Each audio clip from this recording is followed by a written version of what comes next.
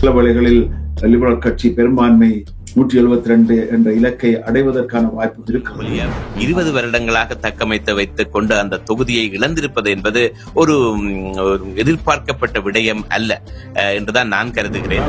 ஒன்று பொருளாதார பிரச்சனை, இரண்டாவது அமெரிக்கா தனது மாநிலமாக மாற்ற வேண்டும் என்பதும், கடும் மிகப்பெரிய வரிகளை விதிப்பதனால் ஏற்படக்கூடிய பின்விளைவுகள் பற்றியதுமாக இருந்தது. அதை கையாள்வதற்கு ஏற்றவர் என்ற வகையில் மாக்காணியை மக்கள் தெரிவு செய்திருக்கிறார்கள். டொனால்ட் ட்ரம்ப் தனது சித்து விளையாட்டுகளை தொடர்கிறார். ஏற்கனவே தேர்தல் நேரத்திலும் கூட அவரது கருத்துக்கள் எல்லாம் கனடாவை தாக்குவதாக, கனடாவுக்கு நையாண்டி செய்வதாகத்தான் இருக்கிறது.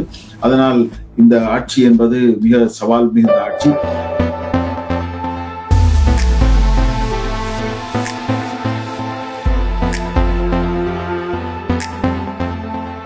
இந்த வேளையில் சிறப்பு நேர்காணல் ஒன்றில் நேர்களை சந்திக்க இருக்கின்றோம். நேற்றைய தினம் நடந்து முடிந்த கனேடிய தேர்தல் தொடர்பாக இந்த சிறப்பு நேர்காணல் இடைமுறை இருக்கின்றது. நடந்து முடிந்த தேர்தலில் லிபரல் கட்சியினர் 168 தொகுதிகளில் தற்பொழுது வெற்றி பெற்றிருப்பதாக உத்தியோகப்பட்ட தரவுகளின்படி தெரிவிக்கப்பட்டு இருக்கின்றது. இவர்கள் இதனால் சிறுபான்மை அரசு அமைக்க அவர்கள் தகுதி பெற்று இருக்கின்றார்கள். இந்த தேர்தலில் ஆரம்பத்தில் இருந்தே லிபரல் கட்சி வெற்றி பெறாது என்ற ஒரு கணிப்பு இருந்தது. ஆனால் இந்த 35 நாட்கள் நடந்த தேர்தல் பிரச்சாரத்தின் பிறகும் ஜஸ்டின் ட்ரூடோ பதவி விலகியது பின்னர் புதிய தலைவராக பொறுப்பேற்றுக் கொண்ட மார்க் கார்னியின் பிரச்சாரத்தினாலோ என்னவோ இந்த லிபரல் கட்சி தற்பொழுது வெற்றி பெற்று இருக்கிறது 4வது முறையாக. நேற்று நடந்து முடிந்த தேர்தல் தொடர்பாகவும் அதன் தேர்தலுக்கு பிறகு நடக்கப் போகின்ற விளைவுகள் தொடர்பாகவும் என்ன மாதிரியாக கனடிய அரசாங்கம் இருக்கப் போகிறது என்பது பற்றியும் நம்முடன் கலந்துரையாடுவதற்கு ஊடகவியலாளரும் சமூக ஆர்வலருமான குயின்டஸ் துரைசிங்கம் இணைந்திருக்கின்றார். வணக்கம் குயின்டஸ். வணக்கம் தர்மா, அனைவருக்கும் வணக்கம். நான் ஆரம்பத்திலே குறிப்பிட்டது போல இந்த தேர்தல் தொடர்பதற்கு முதல், அதாவது ஜஸ்டின் ட்ரூடோ பதவி விலகியதில் இருந்து லிபரல் கட்சி இந்த தேர்தலில் வெற்றி பெறாது என்ற ஒரு கருத்து கணிப்பே பொதுவாக மக்களிடம் இருந்தது. அந்த கன்சர்வேட்டிவ் கட்சிக்கான ஆதரவும் பல மடங்காக இருந்தது. ஆனால் கொஞ்ச நாள் போக போக அந்த ஆதரவு குறைவடைந்து வந்ததாகவே இந்த தேர்தலுக்கு முன் நடந்த கருத்து கணிப்புகள் காட்டியிருந்தது. அது போலவே இந்த தேர்தல் முடிவுகளும் கருத்து கணிப்புகளை ஒத்ததாகவே வெளிவந்து இருக்கின்றது. இந்த மாற்றத்துக்கான என்ன காரணம் என்பது பற்றியும், இந்த தேர்தல் தொடர்பாக உங்கள் ஊகம் எப்படி இருக்கிறது என்பதையும் நேர்களுடன் பகிர்ந்து கொள்ள முடியுமா? ஆமாம், ஆரம்பத்திலே ஜஸ்டின் ட்ரூடோ மீது அவரது ஆட்சி சரியாக நகரவில்லை, அவர் எடுத்த பல முடிவுகள் பிழையாக இருக்கின்றன, அதனால் அவர் ஆட்சியிலிருந்து விலக வேண்டும், அதாவது தலைமை பொறுப்பிலிருந்து விலக வேண்டும் என்ற எதிர்ப்பு கிளம்பியது. அப்போது அதிருப்தி அடைந்திருந்த அந்த கட்சி ஆதரவாளர்கள் அனைவருமே ஒன்றிணைந்து புதிய தலைமை பொறுப்பேற்றதும் மீண்டும் தங்களது தளத்திற்கே திரும்பி ஒட்டுமொத்தமாக தங்களது தளத்தை பாதுகாத்திருக்கிறார்கள் என்றுதான் பார்க்க வேண்டும்.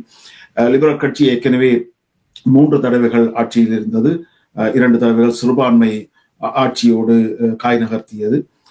இப்போது மாக்காணி பதவியேற்றதும் மிக பெரிதாக கனடாவிற்கு எடுக்கப்பட்ட பெரிய பிரச்சனை என்னவென்றால், ஒன்று பொருளாதார பிரச்சனை, இரண்டாவது அமெரிக்கா தனது மாநிலமாக மாற்ற வேண்டும் என்பதும், கடும் மிகப்பெரிய வரிகளை விதிப்பதனால் ஏற்படக்கூடிய பின்விளைவுகள் பற்றியதுமாக இருந்தது. அதை கையாள்வதற்கு ஏற்றவர் என்ற வகையில் மாக்காணியை மக்கள் தெரிவு செய்திருக்கிறார்கள்.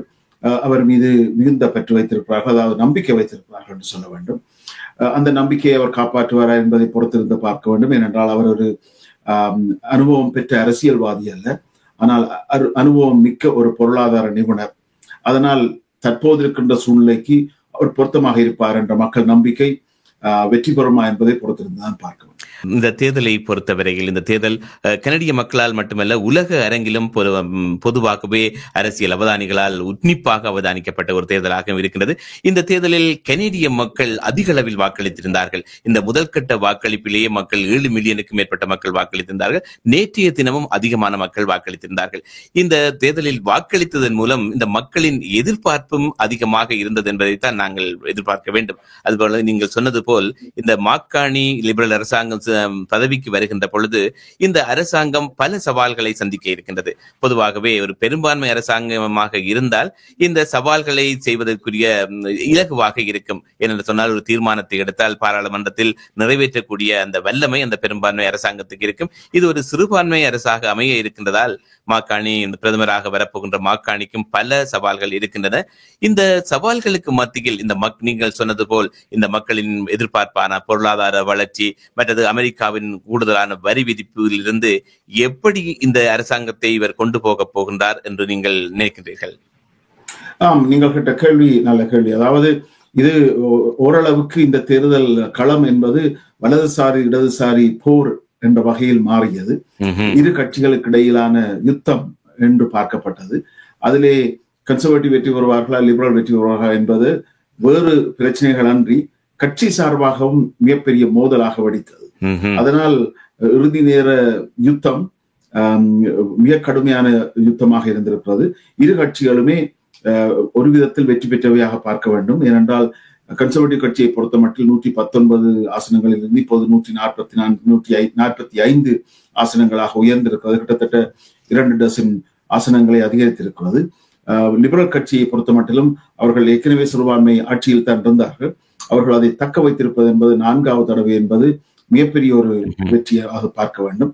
அதிலும் மாக்காணி அவர்கள் அரசியலில் அனுபவமற்றவர் என்றால் நான் சொன்னதை போல பொருளாதார பலமிக்க ஒருவராக இருப்பதனால் அவர்கள் மக்கள் நம்பிக்கை வைத்திருக்கிறார்கள். அமெரிக்கா இதில் ஒரு தாக்கம் செலுத்தியதை எல்லோரும் அறிவார்கள். அதனால் இனி இன்னும் முடிவுகள் முற்றுமுழுதாக வெளிவரவில்லை.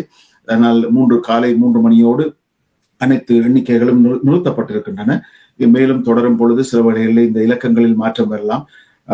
சில வேளைகளில் லிபரல் கட்சி பெரும்பான்மை 172 என்ற இலக்கை அடைவதற்கான வாய்ப்பு இருக்கிறது. அப்படி சிறுபான்மையாக இருந்தால் அது ஒரு மிகப்பெரிய சவாலாகத்தான் இருக்கும். சிறுபான்மை ஆட்சி கடந்த காலத்திலும் கனடாவில் பல தடவைகள் அமைக்கப்பட்டிருக்கிறது. எப்போதுமே சிறுபான்மை ஆட்சி என்பது 1-2 வருடங்கள் தான் தாக்குப்பிடிக்க முடியாதாக இருக்கும். ஏனென்றால் ஒவ்வொரு விஷயத்துக்கும் பலர் அந்த நாடாளுமன்றத்தின் 3/2 பெரும்பான்மையை பார்க்க வேண்டிய தேவை இருக்கிறது, அல்லது பெரும்பான்மை பலத்தை நிரூபிக்க வேண்டிய தேவை இருக்கிறது. இப்போது NDP கட்சியும் பலமிழந்திருப்பதால் ஒட்டுமொத்தமாக தோற்கடிக்கப்பட்டிருப்பதால் இது ஒரு சவாலான ஒரு ஆட்சிப்புடமாகத்தான் மாக்காணிக்கு அமையும் என்று பார்க்கலாம். இப்போ தற்பொழுது கடைசியாக கிடைத்த தகவலின்படி லிபரல் கட்சிக்கு உத்தியோகப்பட்ட முடிவின்படி 168 ஆசனங்கள் இருக்கின்றது. பொதுவாகவே இந்த 172 ஆசனங்கள் கிடைக்காது விட்டால் எப்பொழுதுமே இந்த சிறுபான்மை அரசாங்கம் தான் இந்த லிபரல் அரசாங்கம் அமைய இருக்கிறது. அப்படியாக இருக்கின்ற பொழுது இந்த மாக்காணி அரசை அமைப்பதற்கு எந்த கட்சியுடன் கூட்டு சேர்ந்து அரசு அமைப்பார், அல்லது இவர் தனியாகத்தான் இந்த சிறுபான்மை அரசாங்கத்தான் தொடர்ந்து செயல்படுவாரா என்பது பற்றி உங்களுடைய ஊகம் என்ன? இங்கே கனடிய ஆட்சி அமைப்பை பொறுத்த மட்டில் அரசு அமைப்பை பொறுத்த மட்டில் கட்டாயமாக இன்னொரு கட்சியுடன் சேர்ந்துதான் ஆட்சி அமைக்க வேண்டும் என்பதல்ல. ஒரு பெரும்பான்மை பலத்தை நிரூபித்தால் தான் ஆட்சி அமைக்கலாம் என்பதல்ல. யார் அதிகரித்த வாக்குகளை அந்த ஆசனங்களை பெற்றிருக்கிறார்களோ அவர்களுக்கு முன்னுரிமை வழங்கப்படும். அவர்கள் தற்செயலாக நாங்கள் ஆட்சி அமைக்கவில்லை என்று சொன்னால்தான் 2வது நிலையில் இருப்பவர்களிடம் ஆளுநர் செல்வார். இந்த விடயத்தில் மாக்காணியை பொறுத்த மட்டில் கிட்டத்தட்ட அவர் ஒரு வெற்றி பெற்றவராக 168 ஆசனங்கள் ஏற்கனவே வந்திருக்கின்றன. அதனால் அவர் சிறுபான்மை ஆட்சி ஒன்றை அமைப்பார். நாடாளுமன்றத்தில் வரவு செலவு திட்டம் அல்லது 1வது உரை போன்ற பலவற்றிற்கும் அவருக்கு கட்டாயமாக பெரும்பான்மை வாக்குகள் தேவை. அதற்காக அவர் சில மற்ற கட்சிகளின் ஒரு சிலர் ஆதரவை வழங்க வாய்ப்பு இருக்கிறது. தற்செயலாக ஏனைய அனைத்து கட்சியும் வாக்களிக்காவிட்டால் ஆட்சி உடனடியாக கவுளும்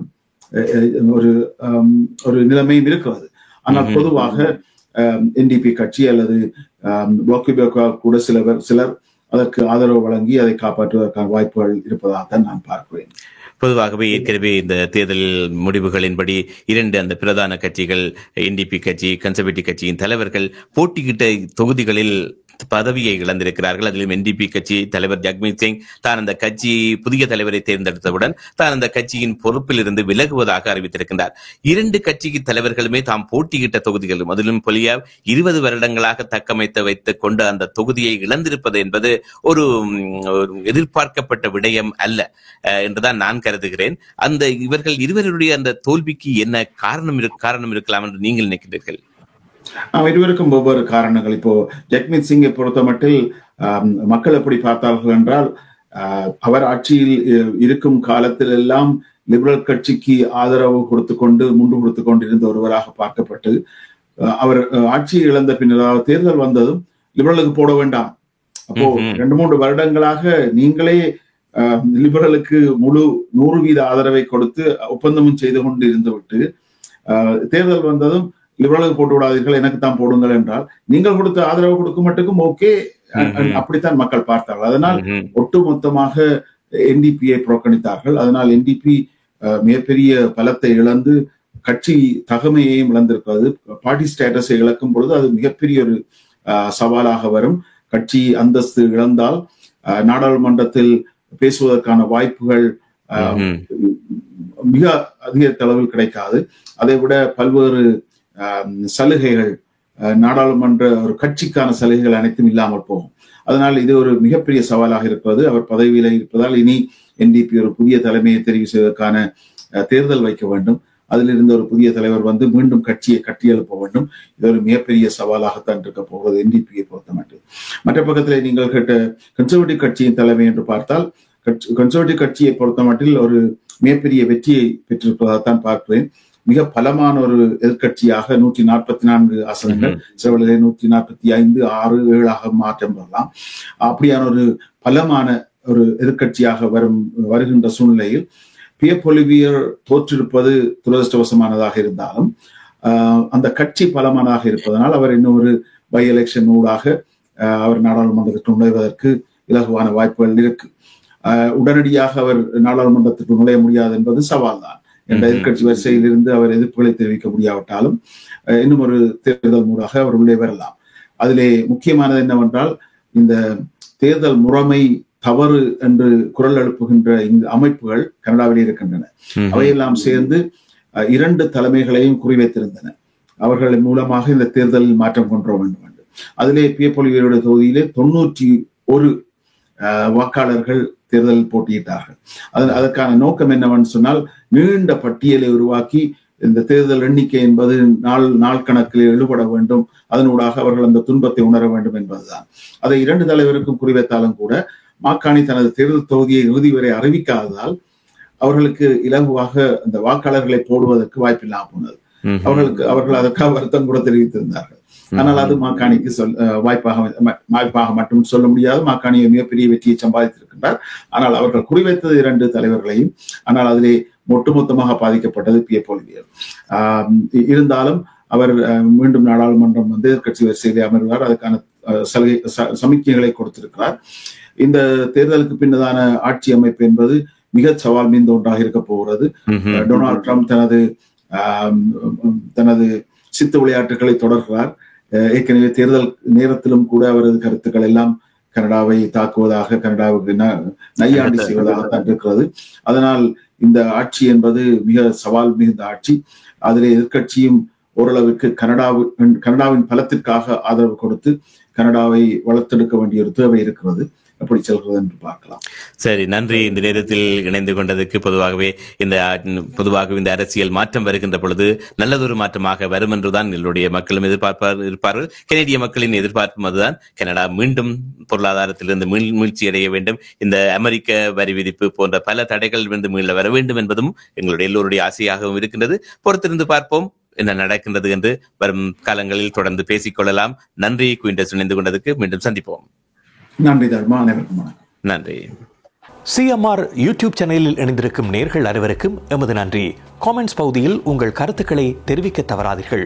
முக்கிய செய்திகள், காணொளி தொகுப்புகள், நேர்காணல் என பலதரப்பட்ட அம்சங்களையும் உங்களுக்காக தருகின்றது சிஎம்ஆர் யூடியூப் சேனல்.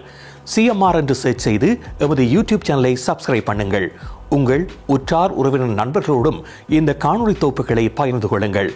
அருகில் இருக்கின்ற முக்கிய காணொளி தொகுப்புகளையும் தவறவிடாமல் பாருங்கள்.